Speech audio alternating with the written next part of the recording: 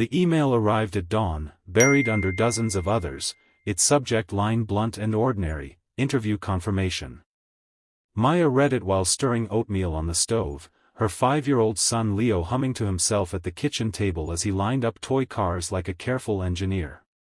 She assumed it was a mistake. She always assumed that.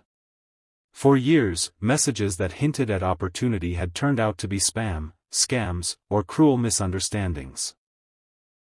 But this one had a logo at the bottom she recognized from billboards she passed on the bus ride to her night job, Argentum Solutions, the tech giant whose CEO was rumored to read resumes personally.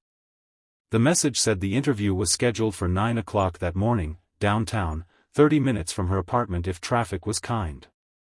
It listed a position she had not applied for, Operations Strategy Associate. It mentioned the CEO by name, Daniel Whitaker. Please confirm. She didn't own a suit. She had a navy cardigan, clean and soft from 100 careful washes, and a gray skirt she'd bought second-hand for a funeral years ago. She braided her hair neatly, pressed Leo's kiss into her palm, and told him she might be late for pickup but Mrs. Collins would stay with him. On the bus, she rehearsed answers to questions she'd never been asked, trying to keep her hopes from getting too loud. At Argentum's glass tower, the receptionist smiled and handed her a badge. "Mr. Whitaker will see you shortly," she said, as if this were the most ordinary thing in the world. Maya sat on a sleek couch that made her feel like she might sink into it and disappear. The walls were lined with awards and framed magazine covers featuring Daniel Whitaker's face, confident, sharp, impossibly at ease. He was a billionaire by 40, the story said, a man who turned chaos into profit. Inside the executive conference room, Daniel scanned the candidate file on his tablet as the assistant ushered Maya in. He glanced up, expecting the familiar look, polished, rehearsed, eager in the way ambition often is. Instead, he saw someone who held herself carefully, like a person used to balancing too much without spilling. He frowned slightly, swiped back through the documents, and realized the error, a scheduling mix-up. 2 Mayas, 2 roles, 2 calendars crossed.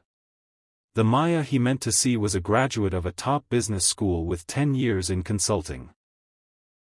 The woman in front of him was listed for an administrative coordinator role in a different department, a courtesy interview arranged by HR weeks ago. For a split second, he considered ending it politely. He had meetings stacked like dominoes, a board call in 20 minutes. Mistakes irritated him. He was famous for efficiency, not patience. But then Maya met his eyes, steady despite the fear she couldn't fully hide, and said, "Thank you for seeing me, Mr. Whitaker. I know your time is valuable." Daniel leaned back. "It seems there's been an error," he said. "This interview was scheduled by mistake." Maya nodded, relief and disappointment washing through her in equal measure. At least it wasn't her fault. "I understand," she said. "I can go." Something about the way she said it, no bargaining, no performance, made him pause. "You came all this way," he said. "We have a few minutes. Tell me about yourself." She took a breath. She didn't sell herself. She told the truth. She talked about juggling 2 jobs. About learning to fix broken systems because waiting for someone else cost too much time. She spoke about process because chaos was expensive, about empathy because people were not interchangeable parts.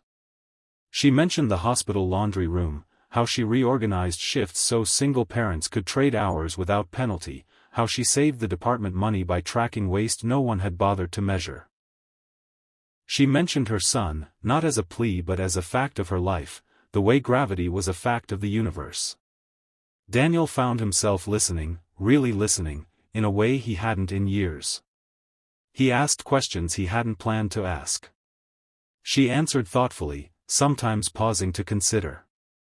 When she didn't know something, she said so, then suggested how she would find out. The board call buzzed on his tablet and he silenced it without thinking. At the end of 10 minutes, he stood. "Thank you," he said. HR will follow up. Maya thanked him again and left, heart heavy but oddly calm. She hadn't performed. She had simply been herself. Daniel stared at the empty chair. He thought about the resumes stacked in his inbox, about the language of excellence that often meant polish rather than substance. He thought about his own mother, who had worked double shifts when his father left, who had taught him that systems mattered because people lived inside them. He called HR. "I want to see her file," he said. "And I want to meet her again." The second interview was scheduled for the following week, this time clearly labeled and properly prepared. Maya almost didn't go. She'd learned not to trust miracles. But she went. This time, Daniel brought in 2 senior leaders. He asked Maya to walk through a hypothetical problem, a supply chain bottleneck affecting rural clinics.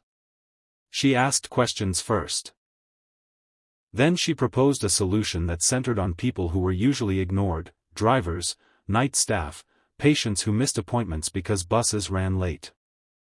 She didn't just optimize, she humanized. Afterward, Daniel offered her a role that didn't quite exist yet, with a salary that made her dizzy. Maya hesitated.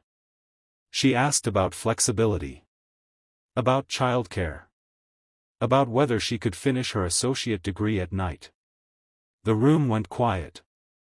Daniel watched the other leaders shift, unused to a candidate negotiating for life rather than title.